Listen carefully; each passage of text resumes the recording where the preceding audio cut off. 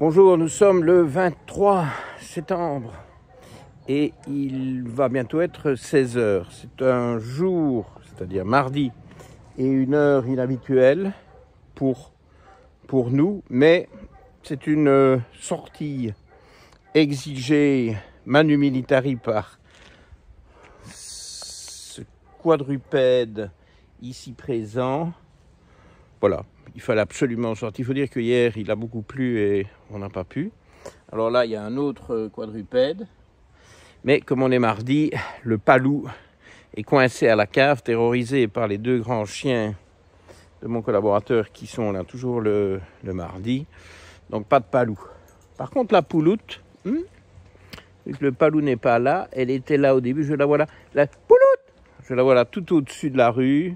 Pouloute. On l'aura peut-être en rentrant. Bref, ce sera peut-être l'occasion. On a eu Garfield la dernière fois qu'on a shooté dans le village. Bon, on verra. Alors, écoutez, c'est capsule coup de gueule. Capsule, je dis bien capsule. Alors, figurez-vous que, alors ça c'est une petite anecdote pour commencer, un peu humoristique.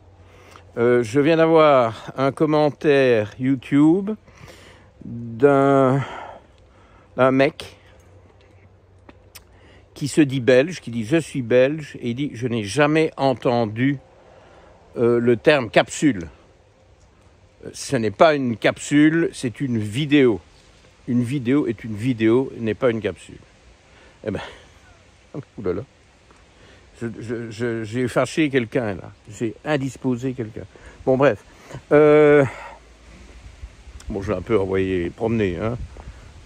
Poliment, non pas poliment. Ben, je suis jamais. Est-ce qu'il n'a pas mieux à faire de sa chaîne de vie que de poster ce genre? Enfin, je veux dire, est-ce qu'il n'a pas quelque chose de plus utile à faire de ses journées? Mais bon, si vous voulez, il y en a qui ne font rien de bon, alors voilà, il faut bien qu'ils passent leur temps. Bon, alors, c'est une capsule coup de gueule, oui. Et là, à l'instant, je me suis dit, bon, ben, Goliath veut aller promener, il n'était pas prévu de shooter de capsule avant dimanche, il y a trop de vent, eh bien, j'ai quand même eu le coup de sang, c'est un gros mot, un grand mot, ça n'en est pas à ce point-là, mais quand même le coup de gueule. Pourquoi? Parce que j'ai une follower, c'est anglais ça, hein, qui vient de me poster. Alors attention, elle est de bonne foi, hein, je veux dire, je n'ai rien contre elle, mais ça montre l'ampleur de la catastrophe. Et je vous parle ici d'une catastrophe en cours dans notre communauté nutritionnelle, fonctionnelle, a priori bienveillante, mais on peut se poser des questions, surtout en fonction de ce qui se passe ici depuis peu, où on essaye d'aider les gens, et ma chaîne incluse, à se prendre un peu en charge, à faire de meilleurs choix, à se respecter et à ne pas manger que des trucs infâmes qui font du tort à leur santé. C'est ça l'idée. Bon.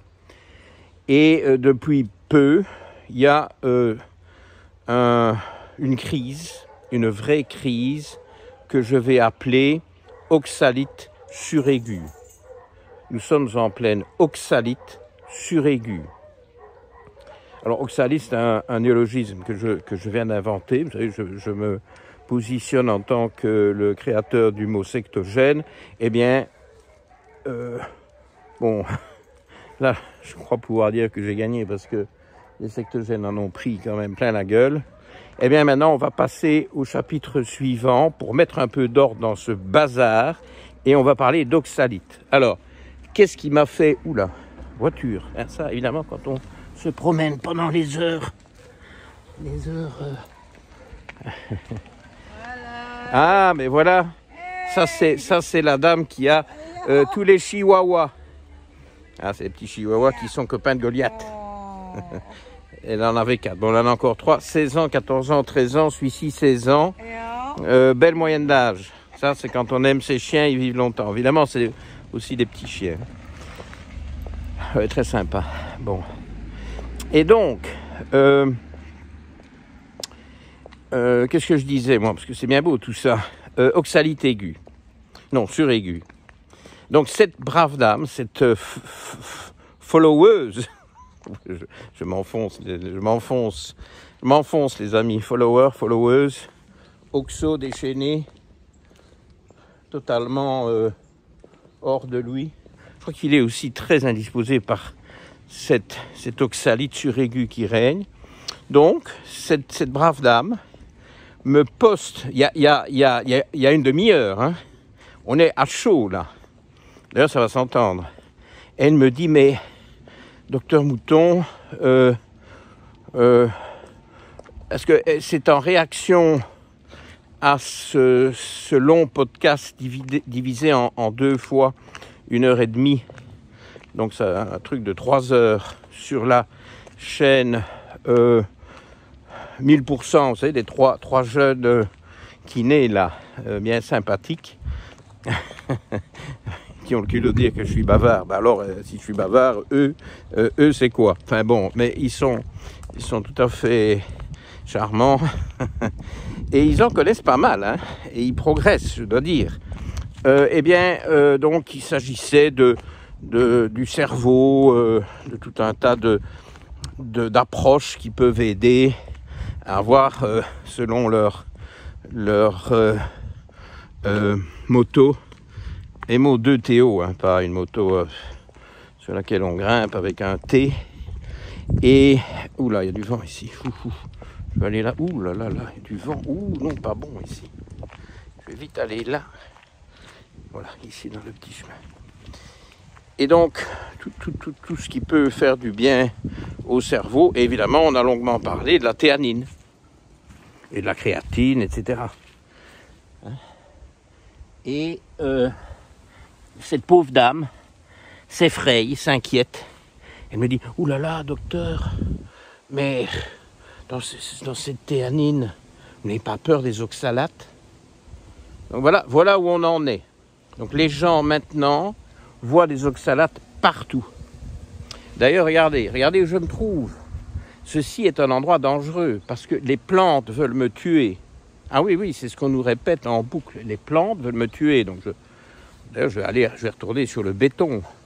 Le béton est plus sûr. Les plantes, c'est dangereux. Ça n'a qu'une envie, c'est de vous oxyre. Donc, on lui parle de L-théanine. Elle panique à l'idée que ça va contenir des oxalates. Je dis, mais madame, c'est quand même difficile que dans une molécule d'acide aminé, il y ait des oxalates. Bon, alors, je veux bien admettre, elle a confondu avec le thé, mais bon, le thé, il y a 2000 molécules différentes dans une tasse de thé. Une est la théanine.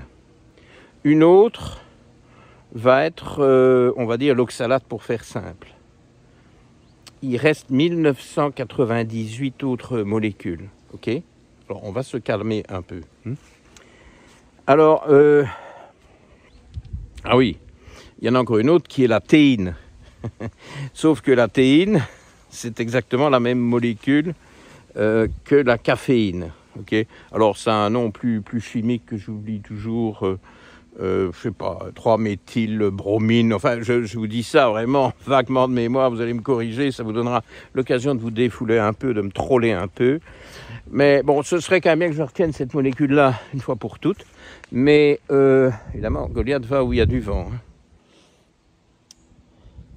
Et donc, cette théine n'est autre que la même molécule que la caféine. Ça, c'est quelque chose qu'on confond souvent. Enfin, théine dans le thé et caféine dans le café, c'est la même molécule. Le café, il y a moins de diversité. Hein. Elle me dit, oulala, le café, c'est des oxalates et de la caféine concentrée. Bon, là, il n'y a pas de théanine dans le café, mais il y a quand même 998 autres molécules dans une tasse de café noir. Donc, bon, il y a quand même, il y en a moins que dans une tasse de thé, mais il y en a quand même pas mal.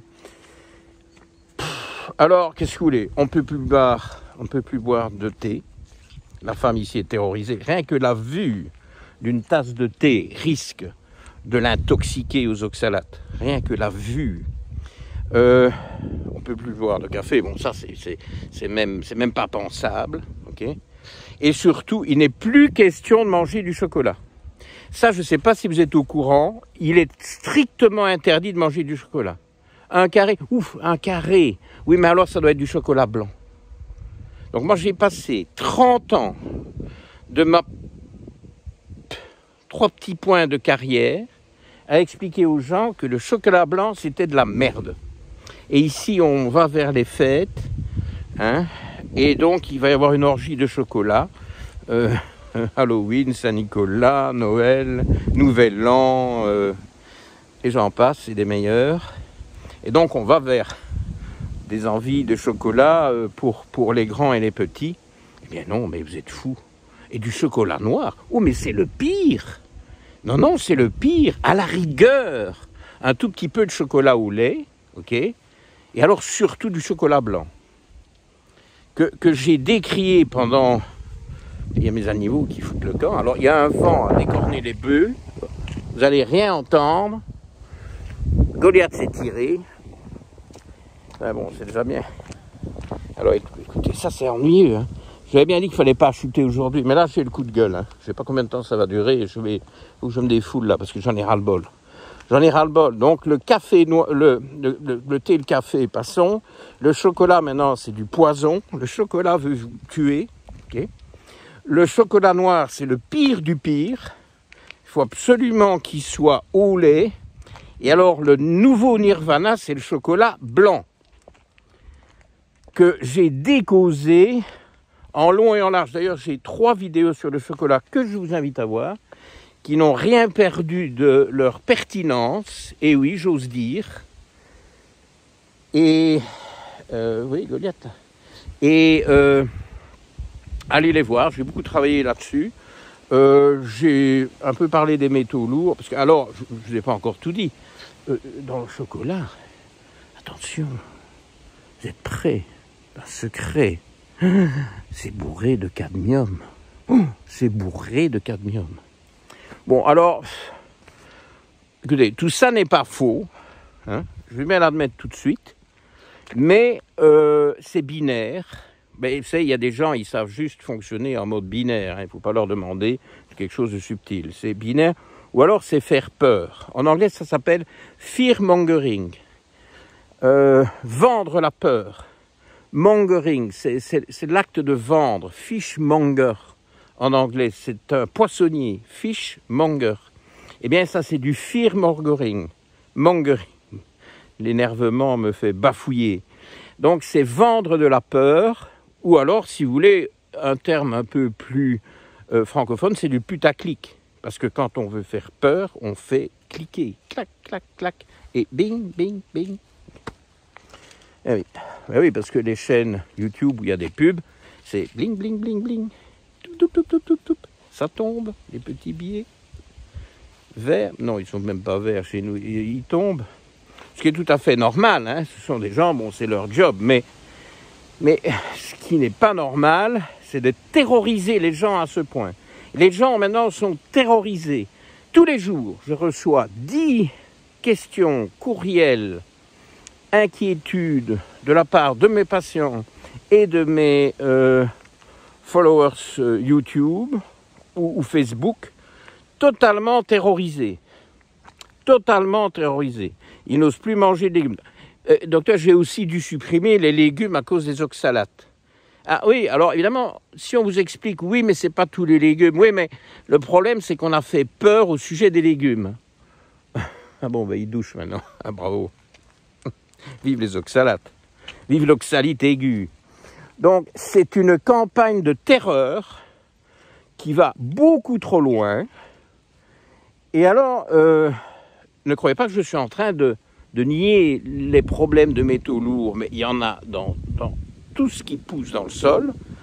Plus les sols sont contaminés, ils ne sont pas tous contaminés, il y a des zones plus contaminées que d'autres, notamment en France, ça c'est vrai, mais pas partout dans le monde. Et dans ces vidéos sur le chocolat, je vous parle de tout un tas de zones dans le monde, et il y en a où c'est très propre, et d'autres où c'est moins propre. Renseignez-vous, regardez, il y a des publications, il y a des études, c'est pas le sujet aujourd'hui, mais j'en parle parce que ça fait partie de la campagne de terreur. Et alors, attendez, je vais dire maintenant parce que sinon je vais oublier. C'est une campagne de terreur qui a un motif sous-jacent. Et là, on rejoint l'autre problème, c'est le problème sectogène. Tout ça, c'est du cétogène camouflé. Tout ça, c'est pour vous dire, les plantes, c'est très dangereux, c'est très mauvais, ça veut vous tuer à coup d'oxalate, d'antinutriments, de phytate, de saponine, de je ne sais plus tout quoi. Je suis tellement énervé que mon cerveau bafouille. Tant que ma langue tient plus ou moins le coup, ça va aller. Et donc, grâce au fait que les plantes sont toxiques dans leur principe même, puisqu'on vous l'a expliqué 1000 fois, elles ne savent pas bouger. Oui, je constate effectivement que ces plantes ici, elles restent immobiles. Elles n'ont pas la possibilité d'avoir peur de moi, elles ne s'enfuient pas. Ah ben oui, elles ont des racines, sont dans le sol. Donc à cause de ça, si moi je m'approche et que regardez, ben, elles veulent me tuer. Non, mais on est dans la déconne la plus totale et dont la seule conclusion qu'on puisse tirer, c'est manger carnivore. Ne manger que du gras, manger cétogène. On tombe dans le sectogène, mais sous sa version en négatif. Vous voyez, les anciennes photos, là, vous aviez les négatifs et les positifs.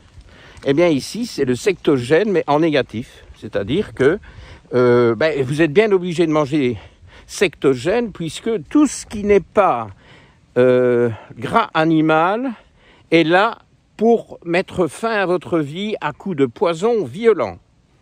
Non, mais faut arrêter. Alors, parce que j'ai un peu du mal à avoir une ligne cohérente ici. C'est tellement insupportable. Ce cirque, c'est un cirque. Ok ? Et en plus, on m'accuse répétitivement, dans toutes ces vidéos-là, de ne pas accorder assez d'importance aux oxalates. Je suis désolé, ceci est ma 4e vidéo sur les oxalates. Donc j'accorde de l'importance aux oxalates. Je vais encore vous le confirmer dans les minutes qui suivent. Mais c'est vous qui accordez trop d'importance aux oxalates parce que vous en faites un outil de terreur nutritionnelle. Et ça ne va pas. Vous en faites un outil sectogène plein pot. Et ça ne va pas. Ça ne me va pas. Ok ? Alors, je vais quand même remettre l'église au milieu du village, si je j'ose dire, et puis les autres édifices religieux au niveau des autres villages, si vous voulez. Tout ça, c'est très bien pour moi. Soyons clairs. Et je teste les oxalates sur une 24 heures chez tous mes patients. En tout cas, tous mes nouveaux patients. Après, si c'est bon, pas chaque fois. Puis alors, comme pour tout, je teste s'il y a des plaintes, je teste pas, je reteste pas s'il n'y a pas de plainte. Mais là, d'entrée de jeu, chez un nouveau patient ou chez des patients plus anciens que j'ai depuis longtemps et chez qui je n'ai jamais testé les oxalates, je les ai tous passés en revue. Et de temps en temps, je tombe sur des trucs qui sont un peu gênants au niveau des taux d'oxalates. Ce qui ne veut pas nécessairement dire que ces gens-là qui ont trop d'oxalates dans les urines ont forcément des plaintes susceptibles d'être expliquées par les oxalates. Alors, vous allez me dire, mais quelles sont les plaintes susceptibles d'être expliquées par un excès d'oxalate ? Je vais vous rassurer tout de suite, toutes. Ah oui, moi j'ai suivi ces campagnes de terreur, c'est tout. Vous avez mal à la tête ? Ou c'est les oxalates ? Et si c'est là, ben c'est là qu'ils sont. Vous voyez, c'est là qu'ils ils grouillent. Vous voyez, vous êtes fatigué ? Moi, aujourd'hui, je suis fatigué. J'ai pas bien dormi. Goliath, évidemment, a eu la grande idée de m'éveiller à 4h du matin pour aller faire pipi. Parce que monsieur n'a pas voulu aller faire pipi hier soir parce qu'il pleuvait. Bon, puis après, j'ai eu du mal à dormir. Bref, non. Je ne suis pas fatigué parce que j'ai mal dormi. Je suis fatigué à cause des oxalates. Ah oui, parce qu'il y a 2 jours, j'ai osé manger du sarrasin. Le sarrasin, maintenant, c'est poison. C'est poison. Les pommes de terre, c'est poison. Le quinoa, c'est poison. Tout ça, c'est bourré d'oxalates, les gars. Et les garces. Non, mais j'en ai ras-le-bol, moi, de cette histoire. Alors, c'est vrai. Je vais quand même parler... Il y a il y a un quadrupède qui a foutu le camp, là. Dans les deux sens. Les diètes sans gluten, qui remplacent donc les fameuses céréales à gluten que vous connaissez, je n'ai pas besoin de les renommer. De même que d'autres céréales du style riz et maïs, eh bien dans tout ça, il y a peu d'oxalate. Et dans tous les substituts, je viens de les nommer, sarrasin, quinoa, pommes de terre, patates douces, pour citer 4 grosses pistes, eh bien, il y a beaucoup plus d'oxalate. Ça, c'est vrai. Et donc, là, j'ai fait un mea culpa dans ma première vidéo sur les oxalates. La toute première, allez voir, je vous les mettrai en description de toute façon. J'avais mal réagi aux propos du nutritionniste qui alertait sur les diètes sans gluten qui introduisaient beaucoup d'oxalates. Par contre, ce qu'elle disait, c'est qu'il fallait manger du gluten pour échapper aux oxalates. Donc là, on retombe dans la déconne. Mais il faut gérer, il ne faut pas exagérer. Ok. Faut peut-être accepter un truc. Moi, j'aime encore bien le riz noir, parce que même si je suis anti-riz, mais le riz noir, c'est bourré d'anthocyanes. Bon, pourquoi pas, hein, pour un peu mitiger cette affaire d'oxalate. Et puis bon, on n'est pas non plus obligé de manger des tonnes de féculents, puisque les 4 substituts du gluten, ça reste des glucides, hein, des féculents. Donc bon, voilà, mais c'est toujours la même règle. Il faut balancer les trucs, il faut équilibrer, mais non, on nous donne des vidéos putaclic, strictement binaires, qui sèment la terreur au lieu de nuancer. Donc, c'eût été beaucoup mieux de lancer l'alerte. L'alerte est légitime. D'ailleurs, j'ai très vite pris ça au sérieux, puisque j'ai quand même fait cette vidéo de repenti d'avoir critiqué cette femme qui signalait les risques d'une diète sans gluten parce qu'elle amenait beaucoup d'oxalate. C'est moi qui ai pris l'initiative de faire cette vidéo-là. Et depuis, j'ai exploré des pistes. J'ai eu le malheur, parce qu'attention, hein, les promoteurs de l'oxalité aiguë ont ou vont avoir des trucs à vous vendre. Hein. Bon. Ça c'est certain, ça on le voit venir. Il y a déjà cette histoire de chocolat blanc, parce que je n'ai pas fini le sujet, à la lulose. Alors le chocolat blanc, tout le monde est d'accord pour dire que c'est de la merde, parce que c'est du pur sucre. C'est que du sucre. Hein, bon. Alors, du beurre de cacao. Oui. Bon, là, il n'y a pas peu d'oxalate. Ok. Il ne faut pas que ce soit trop sombre, hein. On se demande d'ailleurs quels sont les problèmes sous-jacents au fait que le chocolat ne doit pas être sombre, qu'il soit clair, blanc, au lait. Et donc, j'arrête. On remplace le sucre par quoi? Par le seul édulcorant que l'humanité ait jamais inventé et qui, lui, non seulement est sain, il est bon pour la santé. La lulose, la 8e merveille du monde. Alors, écoutez, bon, d'abord, c'est pas autorisé, ok? L'Union européenne ne l'autorise pas. Estime qu'il n'y a pas assez de garanties sur sa sécurité. Bon, évidemment, ceux qui en ont besoin pour que leur diète cétogène soit mangeable, parce que sinon c'est quand même assez frustrant. Et ben non, il faut faire des desserts plantureux, mais à la lulose. Écoutez, bon, si c'est pas du sucre, ça a le goût sucré, c'est pareil. Tous les édulcorants, 100% des édulcorants qui ont été mis sur le marché depuis plusieurs décennies ont tous été reconnus comme mauvais pour la santé, tous. Et pas de calories, pas ceci, pas cela. Ouf, mon chien s'est tiré. Regardez ça. C'est quand même du Goliath. Donc, on se dit, ah ben, c'est bien. Mais non, c'est pas bien, parce que ça pourrit le microbiote. Ça détraque le microbiote. Ça augmente toutes les maladies inflammatoires, dégénératives. Ça fait prendre du poids. Ils sont tous mauvais. Certains sont convertis en glucose aussi secs par le microbiote.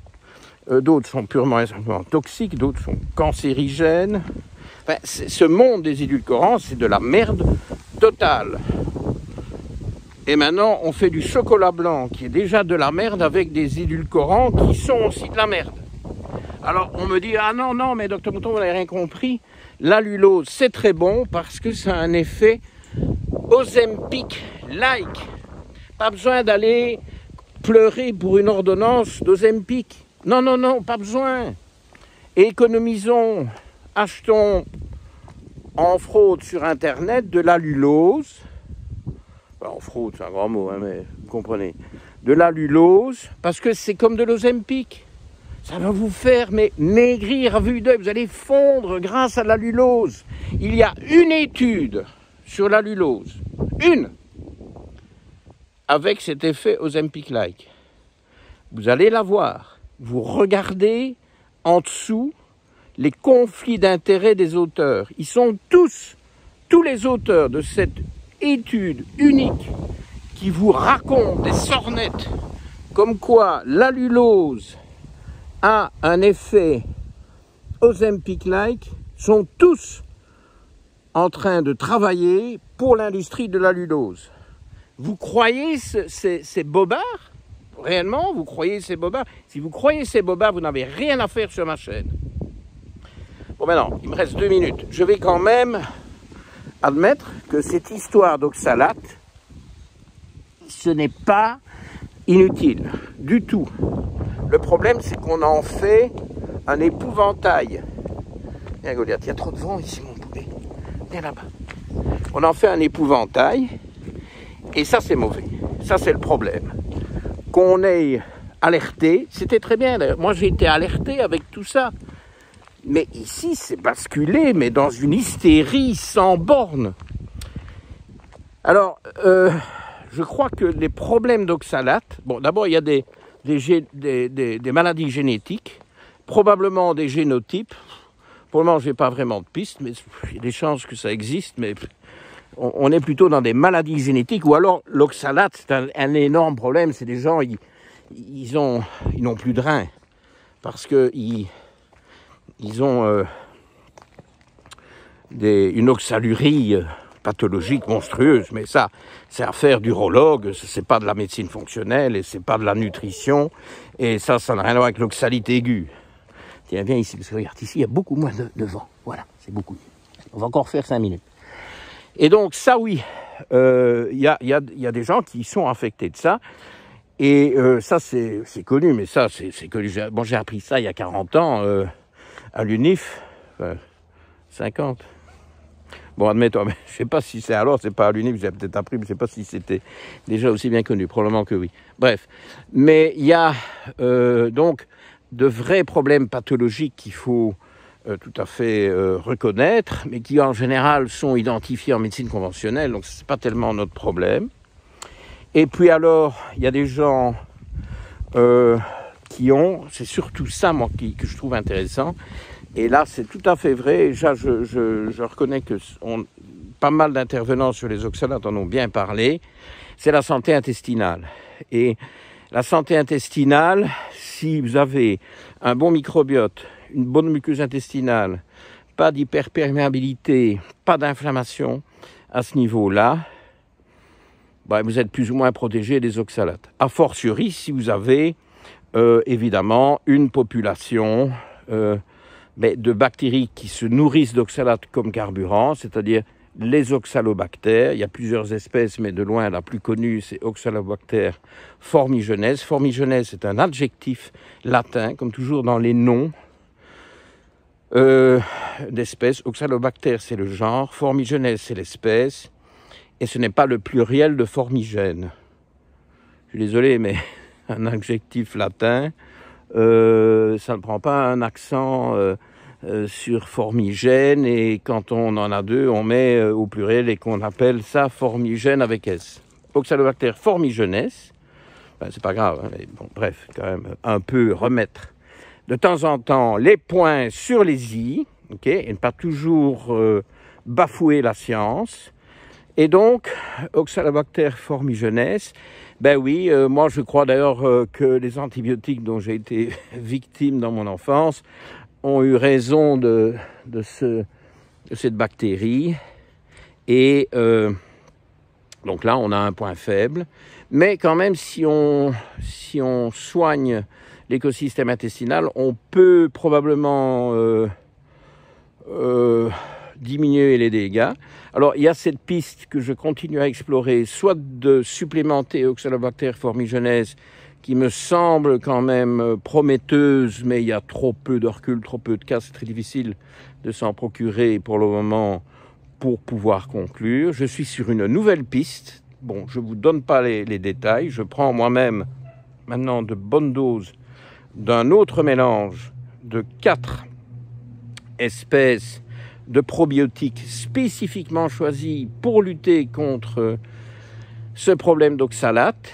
Et c'est une recherche universitaire italienne ciblée. Je ne vais pas plus loin parce que je veux poursuivre, avant de vous mettre sur des espoirs, de faux espoirs, je veux poursuivre. Pour le moment, je prends ça depuis 2 mois, pas tout à fait, depuis 6 semaines.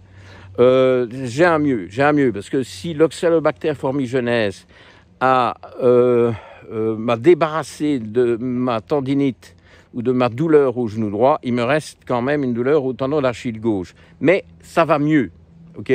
Alors bon, c'est toujours la même chose, un cas, ça ne veut rien dire, c'est anecdotique, ça va peut-être mieux parce que ça devait aller mieux, ça va peut-être mieux parce que j'ai diminué ma consommation de sarrasin, ça va pas mieux parce que je me suis mis au chocolat blanc, ça non, ça je vous le dis tout de suite. J'ai l'impression que ça va quand même mieux, mais bon, il faudra d'autres cas, il faudra qu'on avance. Mais au moins ce probiotique-là, il est disponible en Europe. Donc je vais probablement lancer à un moment des essais avec des patients qui ont des soucis avec cette histoire d'oxalate et voir comment ils réagissent. Et puis alors seulement je vous en parlerai, parce que quand je vous parle de quelque chose, c'est quelque chose que j'ai testé. Je suis pas là je vous donnerai jamais des liens commerciaux, etc. Quand moi je dis que j'ai pas de conflit d'intérêt, c'est que je n'en ai pas. Ok. Parfois, bon, bref, passons.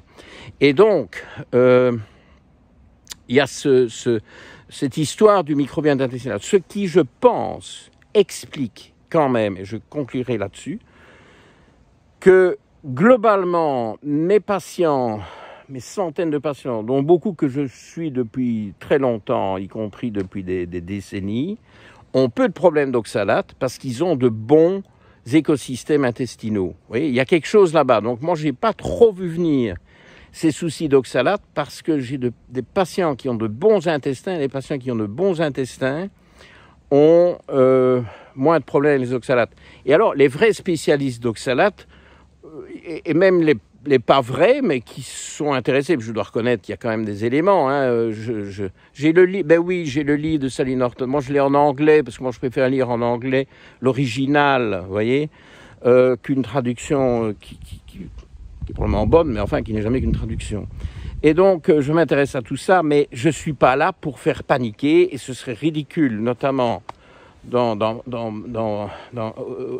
ma cohorte de patients, parce que très peu d'entre eux ont des problèmes d'oxalate.